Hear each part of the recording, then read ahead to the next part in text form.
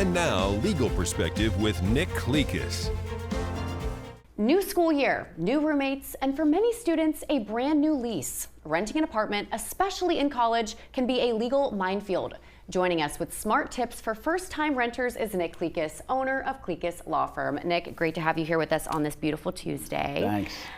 So when I first moved to Charleston, I noticed it's a very college town, especially downtown. So what are some common pitfalls you see with first-time renters, students, young adults? Well, a lot of stuff, but I mean, one of the big problems is some landlords won't let you separate out roommate situations. So you go to rent a place with your buddies, and they want to put everybody on one lease and commingle the money, and then you got one roommate that moves out during the semester or doesn't pay rent, you're on the hook. So theoretically, if you could get your own contract with the landlord so that it's your money, your deal, and if somebody else doesn't pay, that's between him and them, not the group. Okay, so that's something, because I feel like here a lot of students downtown are renting homes rather than having, the student living where they automatically separate. So that's something we should always ask. Right. Okay. What about security deposits?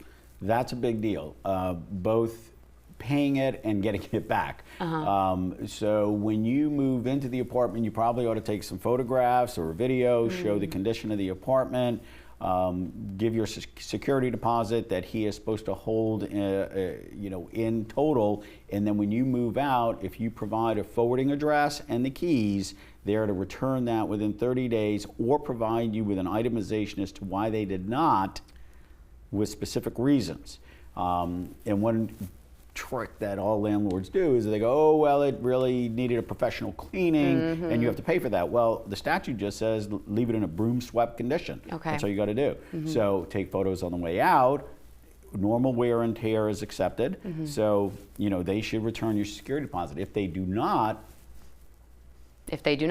what happens? treble damages, 3 times the amount. 3 times? Right. So if you've got a $2,000 security deposit, you could theoretically get $6,000 back plus attorney's fees and costs. That can turn into a real problem with landlords if they want to play the game and they don't have justification. Okay, good to know. Another thing that I feel like is probably could be a common issue if someone has, a live-in boyfriend or girlfriend who isn't on the lease but is, sleeps there all the time, or what are some issues that you see arise with that? Yeah, so, you can't really sublet your apartment, whether you're charging them or not. You can't have somebody living there full time. And in a, shared roommate situation, sometimes it's unfair to them. Hey, he's here, he's using the shower, the AC, we're paying utilities, he's eating the food, or she, whatever. So that can become an issue. If the landlord finds out that you've got somebody that's living there that's not on the lease, that can become an issue as well. So some leases build into it that anybody staying more than 3 nights in a row is considered a tenant, blah, blah, blah. So you just have to be careful. Okay, so that could mess up the relationship between the roommates, but also it could really mess you up from a legal side as well. That's correct. As far as maintenance and repairs go, who is responsible? Is that landlord mostly, or some stuff the tenant's responsible for? Yeah, so the Landlord-Tenant Act actually spells out landlord obligations, tenant obligations, and then the lease may drill it down further as far as specifics go. But I mean, of course, the landlord's required to provide all the big things: heat, air, running water, lights, all that stuff. And then it may spell out tenant to repair minor things less than $100, light bulbs or minor toilet repair or things like that.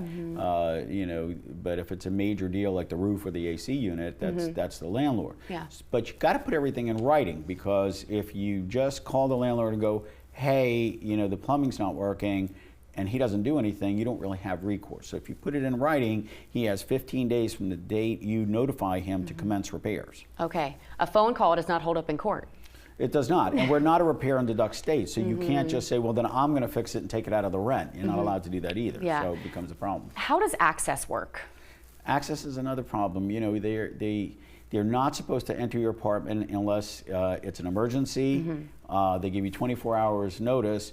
But there are exceptions, such as regularly scheduled, like bug spraying and things like that. They're supposed to come between 9 and 6.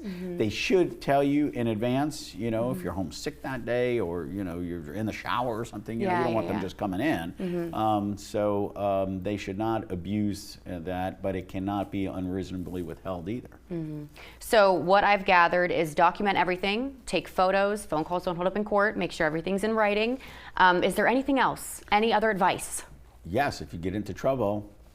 843-900000000, Leases.com is where you can go. And Nick, always a pleasure. Thank you so much. Great, thanks. We're back in 2 minutes. This has been Legal Perspective with Nick Leases.